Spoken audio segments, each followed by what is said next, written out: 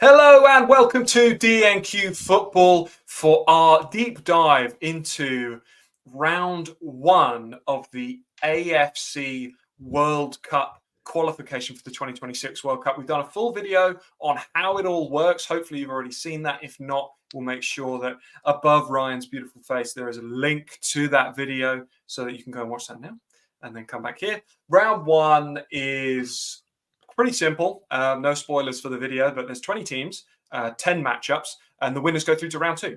Home and away legs to be played on the 12th and the 17th of October. Ryan, before we get into the individual matchups, is round one your favourite round? Always, without question. Yeah, no, it is, because this is the, you mentioned we've got 20 teams that are split into 10 double-legged ties, but of course these are the 20 lowest ranked teams.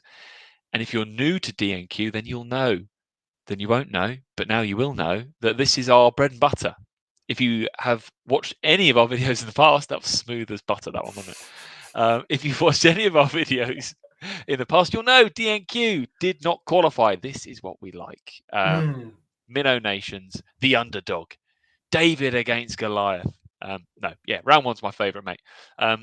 Not against round two, of course, but we're here to discuss and dissect round one. So what we're going to do, mate, we're going to talk through the individual matchups, as you have alluded to, give a little bit of insight on what we think of the fixture, how we maybe think it's going to go, and then a very, very brief touch on the group that the subsequent winner will then end up in round two. Is that fair to say? That is fair to say. And additionally, we will be going in a bit of a machete order for this one because we've each taken half of the matchups to speak about. So we'll be hopping all over the place. So if you're looking for a particular order, you're just going to have to watch the whole vid, give it a like, give it a comment as well. And additionally, it's important to say that there are loads of these teams that we know a fair bit about, and we've done our research and we try our best. There's also a fair few in Asia, I think it's fair to say, certainly from my perspective, I don't know that much about. Completely so if you are from the region, from the nation, and you've got some insight or intel, drop a comment, preferably not hateful, but informative for ourselves and other DNQ listeners to improve and enhance our knowledge of this wonderful, wonderful region. I will stop talking. Ryan, let's get us in to matchup one. Oh, these graphics. You're just... The dusting of the quality now coming through. Love it, pal. Matchup one, as you have wonderfully displayed in front of us, is between Afghanistan, ranked 157, with Mongolia, ranked 183. A few interesting facts on this one for both teams. I'll start with Afghanistan. This is actually Afghanistan's. It's only their sixth ever World Cup qualification campaign. Their first was for the 2006 World Cup. With regards to sort of how they've done historically, and then kind of in recent form, historically they've never done brilliantly well. You won't be surprised to hear. Their most recent form, they have had 2 draws with 189th ranked Bangladesh, and a 2-1 defeat to the Philippines. Not so bad. The Bangladesh result intrigued me though, mate, actually, because Mongolia are actually ranked higher than Bangladesh. So to play those guys twice and to not win the game for Afghanistan, that are actually one of the higher ranked nations that's come into this first round, was interesting. They also played lost to in the summer CAFA Nations Cup. They lost to Kyrgyzstan and they lost 6-1 to Iran. Not necessarily to be unexpected. So as I said, they're not coming in to this September World Cup qualification kickoff in lightning form. 20 of the 24-man squad have played 5 or less times for the country. So it's essentially, from what I can see, is it looks like it's a new team, a new squad. Will that be the squad? I don't know. As Tom alluded to just a moment ago, if there are people that have knowledge, have insight, if they can educate us on why the squad looks like this, are we blooding in? Are Afghanistan blooding in a whole load of young players? Let us know. Now, their opponents across the two legs, Mongolia, they're also not in good form. We know a lot more about Mongolia. This is a team that I feel far more comfortable speaking about, really. The Afghanistan, I'm not well versed really in the Afghanistan team, if I'm being brutally honest. They're not in great form, only one draw this year, and that was against Lebanon, so actually not a bad result. Yeah. Their most recent action, we've covered quite a bit of it on the channel, was in the Intercontinental Cup in India. That was in June, and they came bottom of that group. They even lost to Vanuatu. So they lost to India, they lost to Vanuatu, but they got the draw with Lebanon. Slightly bizarre, really. You and I know a fair few of the names that are in this squad. So Munkadeen in goal. You've got Orkon, Captain Karel Batar, Ganbold. They're all in this squad. They've got a mix of experience and youth. And as always with Mongolia, 99% of their squad play in Mongolia, either for Ulaanbaatar or Ulaanbaatar City. With regards to sort of the history of this fixture, they've only ever played each other once. Wow. In 2013, Afghanistan won the game 1-0. And I think that this will be close. My thoughts is, again, it's like, I'm not certain because of recent form of both teams, but I think Afghanistan will edge it. I think they will edge it over the two legs. And I think Afghanistan will be the team that make the trip into round 2 and into Group A. Thoughts, please, my friend? I'm going to be slightly pessimistic with my first thoughts, and that is I don't think either side will pick up that many points in Group A of round 2 when they get there. It's not the hardest group by any means, but India and Kuwait are both a step above, and as of course Qatar, a step or two above these two sides. Yeah, I think it will be interesting because, like you say, that maybe I'm thrown slightly by that Bangladesh result that you've chucked in there because I've seen Bangladesh play a number of times, and I think that Mongolia are better than them in some ways. Oh, really? Yeah, not by a huge amount, but I don't know. I feel like with World Cup qualification, though, it's extremely difficult to really predict based on sort of friendly fixtures and things like that. Of course, we don't have a huge amount else to go off, but I'm hoping that both sides bring their A game and that we have just good games in this one. But I think it'll be tough for both of them, whoever gets through. If you were a betting man, who would you predict is going to go through? Well, because I think that if I was chucking a fiver on it, I'd get better money on Mongolia. I'd probably back Mongolia. And that's the way to bet, actually. That is the way to bet. Not what's going to happen, but what might pay more if it happens. Yeah. I think Afghanistan should win. If you look at kind of all the obvious signs, but something tells me that Mongolia might just do it. Fair. I'm going to go against you because if we agree on everything, it's not going to be that entertaining. No, that's fair enough. Matchup 2, what are we going for? So we're going to go. That was 1. You're going to talk us through 1. We're going to fly on to matchup 6. So we're going to dart around. There's no sort of spoilers as to how we split these up. There's 10. We've each done 5. And this matchup is between Cambodia and Pakistan. Nice. These sides only 20 rankings apart. Cambodia 177, Pakistan 197. It's just inside of the 200 club, or just outside of the 200 club, depending on which way you're looking at the 200 club. Cambodia's sort of main headline things recently across the last few years, involvement from Ketsuki Honda, which was quite strange when we were watching Mitsubishi Electric Cups and things like that. And you had Honda on the sidelines. Is he still their manager? No, he's not involved anymore, from what I can gather. With Cambodia, they have the players you'd expect them to have. Kuch Sukhumfeg has played 68 times and is the captain, which I think is, we were just speaking about Afghanistan and all the players with less than 5 caps. It's very impressive when you've got a player for a nation like Cambodia who have not had that much international success, and you've got him and Vizal as well, and he's made 74 caps, the vice captain. Yeah, it's great, isn't it?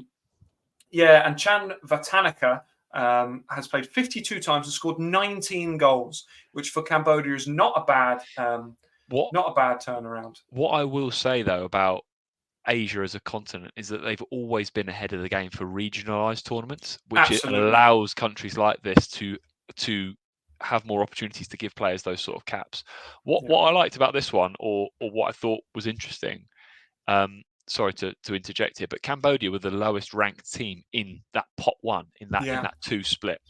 So for them, they were probably looking at it being like, okay, good that we're in this half of the draw, and they'll probably be delighted that they've got Pakistan.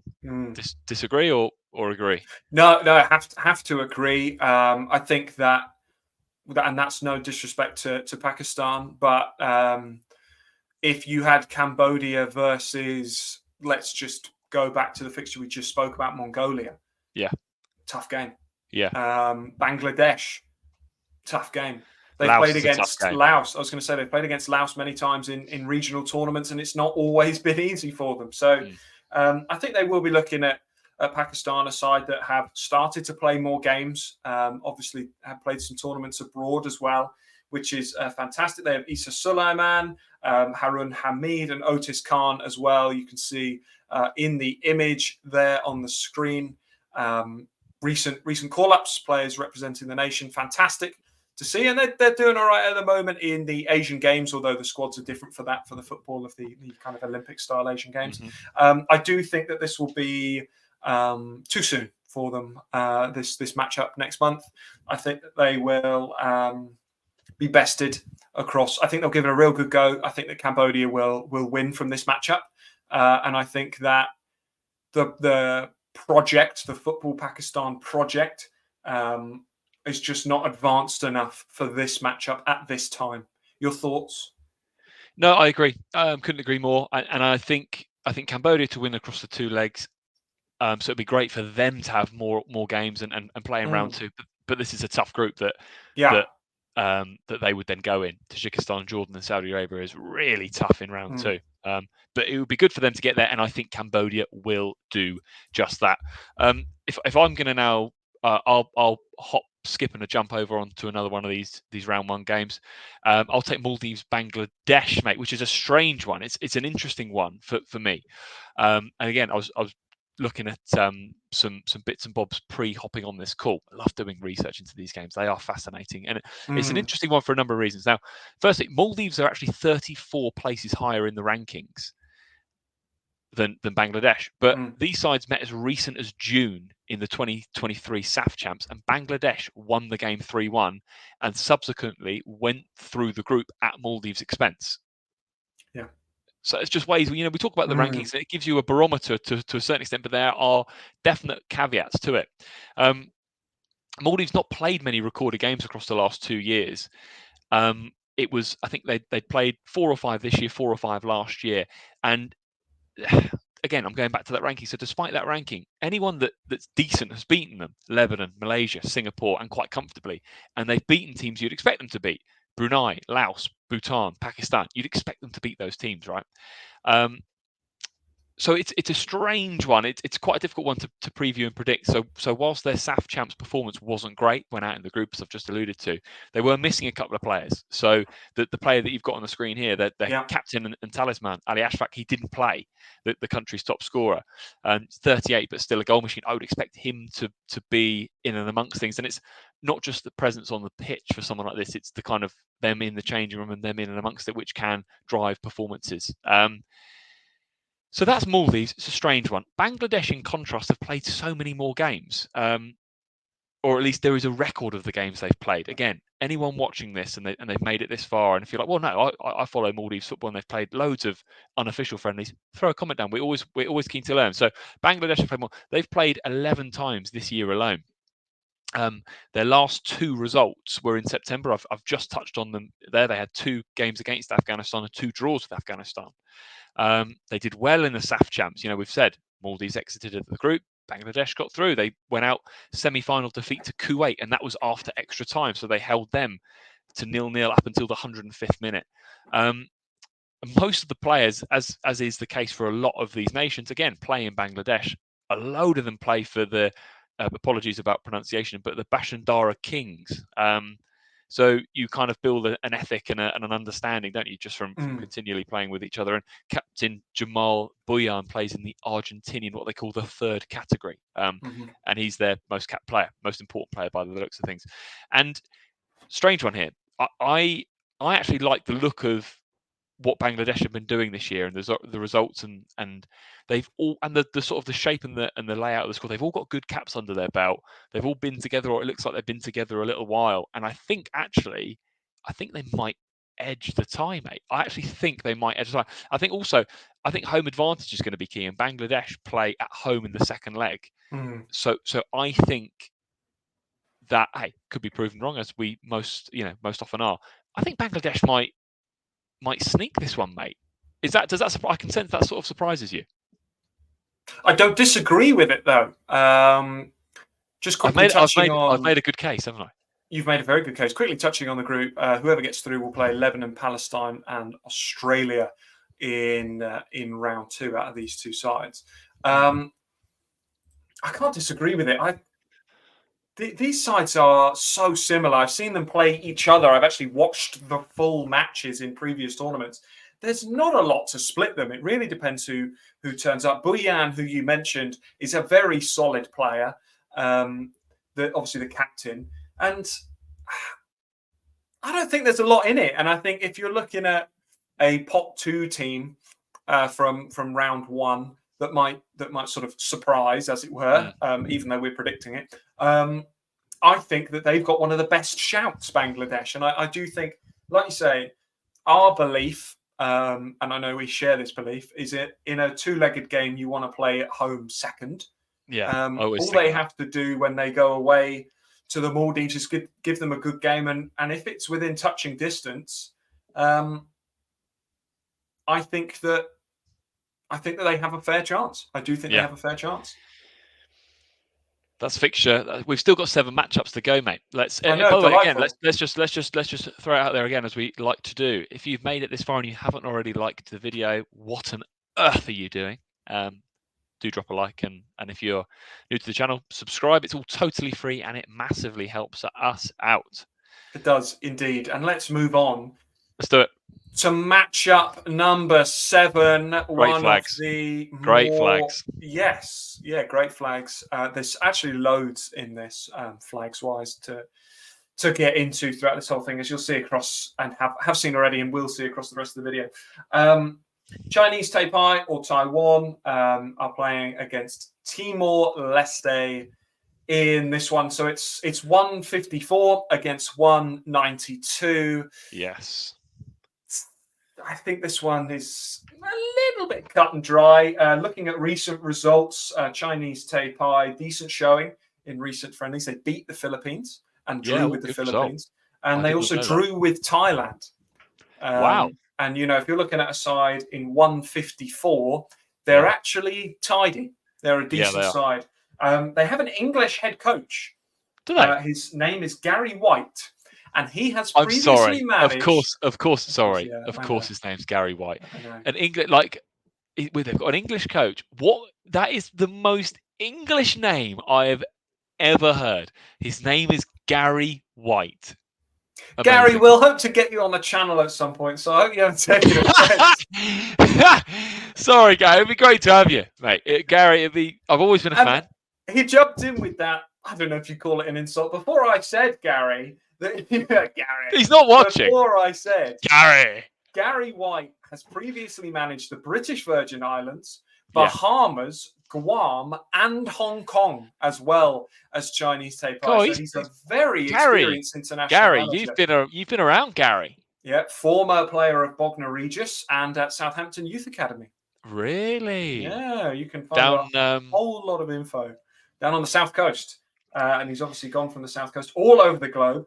They have an interesting player because, look, we like to highlight players that we know about and speak about regularly. And I'll do that with Timor. There's a couple our flag. We also like to talk about players that don't play in the domestic leagues of the country that they represent. Yes. Because it's rare. It is rare. It at is. this level. The higher you get up the rankings, the more common it is for players to play abroad. But 21-year-old Miguel Sandberg. Miguel Sandberg. He sounds Norwegian almost. Oh, you're close. He currently plays in Sweden for... yeah, it should have been my guess that, yeah. Västerås or Västerås. I will obviously be butchering the pronunciation. In the Swedish... Sure. In the Swedish second tier. So he's 21 years of age. He's not played many times before, just a few caps to his name. But hopefully he'll have some involvement in this double legger. And if they progress, which I suspect that they will. Oh, he plays for Chinese Taipei. Okay, fine. Plays for Chinese Taipei, yeah. Nice. Timor, 1-9-2, not a lot of success. The most recent win was a 1-0 win in a 6-3 aggregate defeat to Brunei. It's worth flagging that. That was part of the AFF Cup, I believe, qualification round. In fact, it was. Brunei are one place higher ranked than Timor-Leste, and they beat them 6-3 over 2 legs. They lose a lot of games. They have a lot of young attackers. Muzinho is a very entertaining forward, as is Paulo Gali. They are just poor. I don't mean that in a disrespectful way. They're just a poor team. I think we've watched enough of these guys in comps. They're not. Yeah, they're. You want them in your group in the Mitsubishi Electric Cup or whatever it happens to be called now. They're quite porous, aren't they, at the back? Very porous. They concede an awful lot of goals, and they're entertaining going forward. And listen, I'm not saying they won't score because they are entertaining going forward. Muzinho is a very creative player. Gali is exceptionally quick, so they're good on the counter. That's Gali pictured there. They are just so porous, as you say correctly, at the back. I don't think we've ever seen the word porous so many times. Well, especially not now you said it again. I think that this one will be pretty easy for Chinese Taipei, Taiwan. They would go into Group D with Malaysia, Kyrgyzstan, and Oman. A very challenging group. Challenging, but not the worst there, mate. Not the worst. Not the worst at all. Would Gary be licking his lips at that, do we think? I think Gary, the experienced coach that he is, will be focusing on these next 2 games coming up. And Gary, if you happen to watch, we'd love to have you on. Genuinely, we'd love to have you on. Gary, it'd be great to have you on. I'm looking forward to speaking with you. Yeah, no, you're right. Gary he'll be focused on the game. Good, Gary's experience. You agree with me though? Yeah, I completely agree. I think you've danced around the point almost tentatively around. Basically, the Timor-Leste are not good at all. If they cause it, they might score though, as you say. Anyway, let's move on from that. All the best to Gary and the team. So next one for me, pal. I've got a few to pick from, but I'm gonna dip my toe in next with Singapore taking on Guam. Oh, look at this. I think Guam have got a sensational flag. I have a question. Okay. Are Guam the only nation to have the name of their country on their flag? I don't. My guess would be yes, straight away. Because it just has Guam written in the middle of it, which I think is just fantastic. Yeah. In case you didn't know. We've not made the flag iconic enough, so we need to put the name on it. No, I was going to say great question. I think Singapore will be delighted with the draw. First and foremost, I actually couldn't find a single detail of a Guam match in the last 12 months. Went on Wikipedia, did a decent bit of external. I didn't just search Wikipedia. I looked on like Sofa Score and stuff like that, right? So it's a strange one, right? So I couldn't find any matches across the last 12 months. But actually, from a World Cup qualification standpoint, they've actually done okay in the last 2 campaigns. They've got to the second round in both. So they've played 18 matches across the last 2 World Cup qualification campaigns. That's pretty, that's a lot if you think about it now. I can't find a game for the last year, but when they've had World Cup qualification campaigns, they've got through. They've been second round, 18 games across those campaigns. But I think that they will struggle to beat this Singapore team. Singapore, they've got a good side. They've got some solid players, and again, we know quite a bit about them because of the recent matches that they've had. They've had some decent results this year. Even a 2-0 defeat to Tajikistan is not a bad result. They've played the Oceanic teams. We covered them on the channel, Solomon Islands and PNG. We know that those 2 teams are good outfits in and have different strengths, and they drew both games, which was decent. And I think they've got good international players for this sort of level. So Haris Harun, the captain, Irfan Fandi at the back, Erkshan Fandi up top, and a few others that have been there and done it. Hassan Sunny in goal, Hamza at the back as well. Good number of caps, right? Guam have decent players. Jason Cunliffe is one that I think we've spoken about on the channel before when doing like 200 when we've done like 200 club stuff, right? And so he's got a great goal record for them, 60 plus caps, 20 plus goals. But he's 39 now. And there's a few others there. Some of their more experienced players are now moving sort of the plus side of 35 sort of thing, if that makes sense. So I think Singapore across the two legs, they'll be favourites. I think they will win and they will move into what is a very difficult group. Thailand, China and South Korea. How do you see it going, mate? Disagree? Comments? Thoughts? Completely agree. Completely agree. Singapore are a strong side. I've not been amazed at their performance in some of the recent local tournaments that they've played in the region of ASEAN. But they are better than Guam, and they should beat Guam. I think if you're Thailand and you are pot 3 and you've been put in Group C, you are looking at going, oh, Singapore as the pot 4 side, because I agree. That's a really good point. That's a good point. There's a couple, and I think I'm going to talk about the next one next. Actually, there's 2 teams that you would desperately want to avoid from the lowest, from round 1, getting into your group. And Singapore are one of them. Not rollovers, are they? That's what I think. No. They're not going to roll over. They'll give you a game. They'll give you a test. So that's the way that I see that one going, my friend. So how many have we done now? Are we over halfway through? I think we are, aren't we? Well, we're moving on next to matchup 8, which will be my third. So we are about halfway. So thanks very much for sticking with us. Hope you're enjoying it so far. And if we haven't got to your team yet, they will be coming very soon. We're moving on to one team that we know a lot about and one team that we don't know that much about. We have Indonesia. Straightforward one though, this isn't it really, mate? What do we think? I'm not going to spend too long on this, and I don't mean any disrespect to Brunei.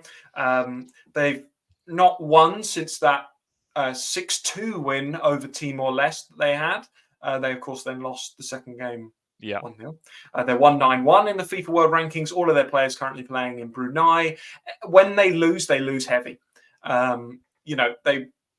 They can clearly score goals as well in more competitive games, but you pick a random defeat they've had, it's probably at least 4 goals that they've conceded in that. They are a similar level to Timor as a side. Obviously, you'd expect them to be better based on the recent result, but they are up against a phenomenally good team, a team I couldn't believe was in round 1 in Indonesia. You're talking about a side that has beaten Turkmenistan recently 2-0. Just a casual team that was in pot 3, and then you can see they're in Group E. They played Argentina recently. All right, not a full strength Argentina, but they only lost 2-0. They are a really good team. They beat Curacao a while ago across 2 legs. It was friendlies, but still across 2 legs. They're an excellent, excellent side. I love the way that they play. They've got Elkan Baggett pictured there, and he doesn't get sort of close to the top players that they've got. Egi Milanovic, Pratama Arhan, the way that they play with wing backs, they're a very good side. I expect them to walk this a little bit. And again, if you're looking from a Philippines perspective, there's definitely an argument to say Indonesia are actually better than the Philippines. That Group F is going to get very spicy.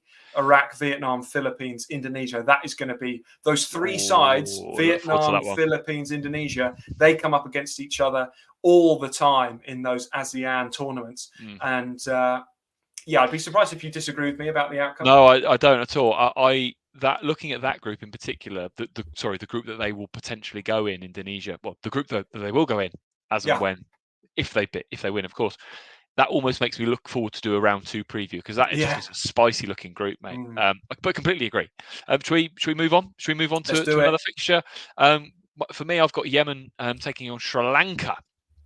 Again, 2 teams, one team that we know very little about and one team that we know a fair bit more about, Yemen being the team that we know. I don't think we've ever spoken about Yemen on the channel. Can you recall it? No, they almost feel like they are. Yeah, they are. They feel too good to be a minnow, so therefore we probably don't speak to them. But they are ranked 156, and we talk about It's bizarre. Teams like the Solomon Islands who are around that sort of ranking. Anyway, it's a strange one. So they are kind of almost in the ballpark, but we've not ever spoken about them. So I'm not going to sit here and try and pretend like I know a huge amount about them and their squad. And I can see that they've lost a lot of games recently.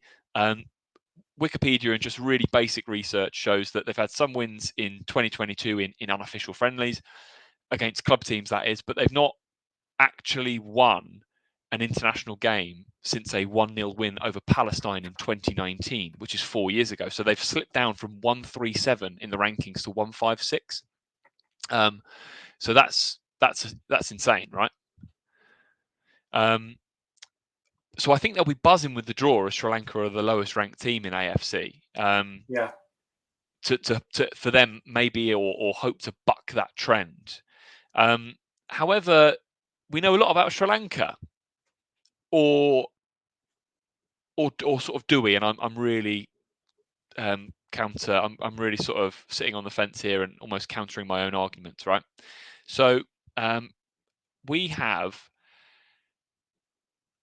a decent-ish bit of knowledge of Sri Lanka because we've watched them in quite a few tournaments, and they have a handful of British-based players, and also we know them quite a bit because when we have played FIFA and stuff, our good friend Mike has a bit of an affiliation with them and has played with Sri Lanka, right? So we know a few of their players. However, they're coming into this World Cup qualifier with what looks like a completely changed squad. Only 5 out of the 22-man squad have a cap or have one cap for Sri Lanka. So the most cap player is Sujan Pereira, the goalie that we know is 40-plus caps. Dylan De Silva's there. Wasim Razik. It looks like Marvin Hamilton is back in the squad. Good. And basically, what it looks like they've done extensive research as to who is eligible to represent Sri Lanka. So let me just read out some of these names of clubs that they represent. So you've got Claudio Kammerknecht, who plays for Dinamo Dresden. You've got Kelly Garrett Christopher, who plays for AVFC. Nishan Velupillay, who plays for Melbourne Victory. You've got Adhavan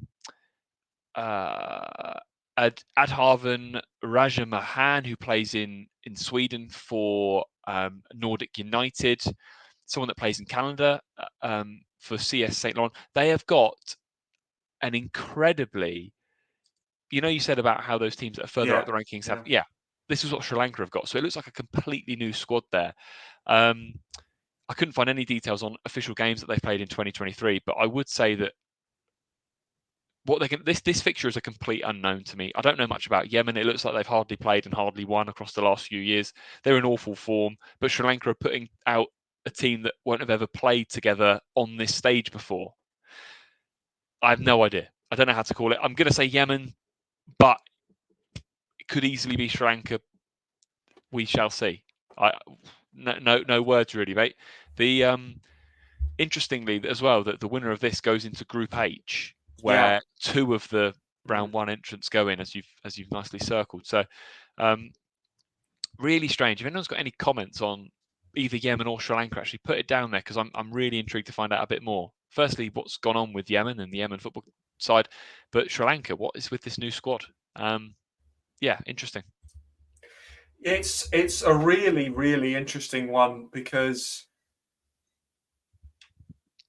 it's so hard to judge when you're looking at a team.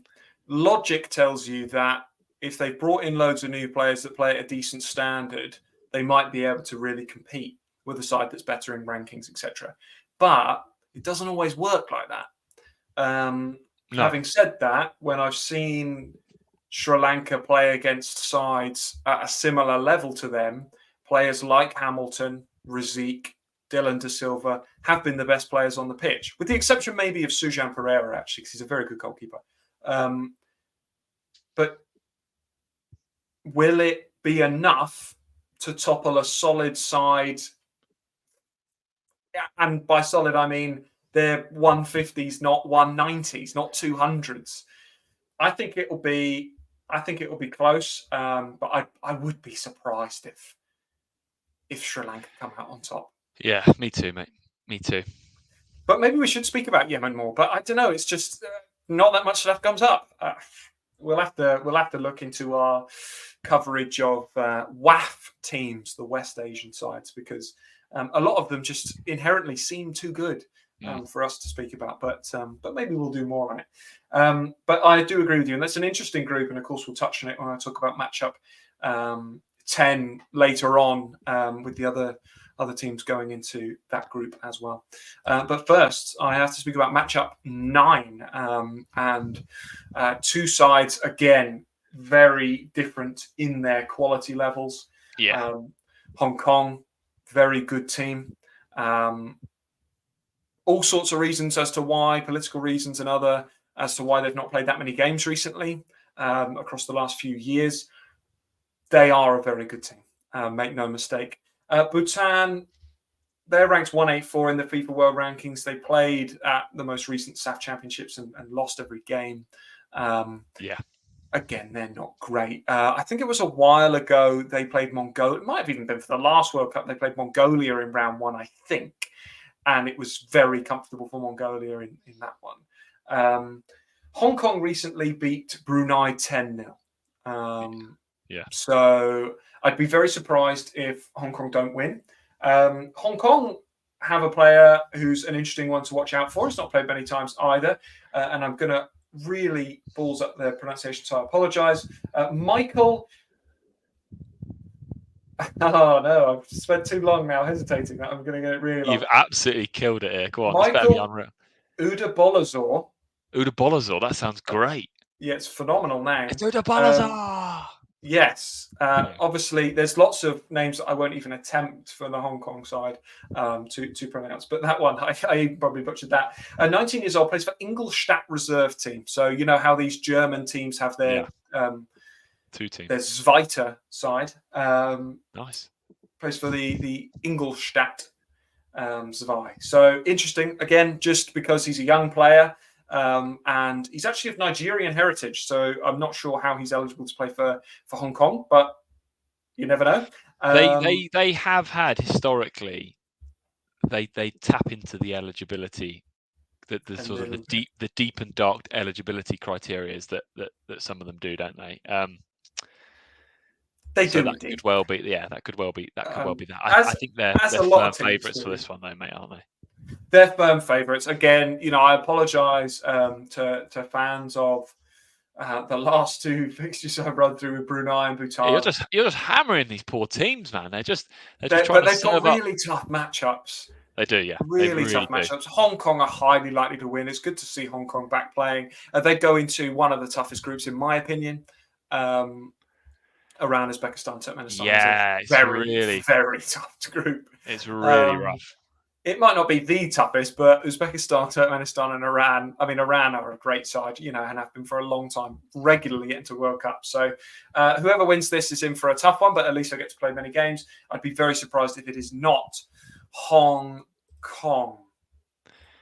So we're onto the home straight, mate. Last couple of fixtures. Where are you taking? I've enjoyed this. I've enjoyed this a lot. I've enjoyed this too. I hope you have too.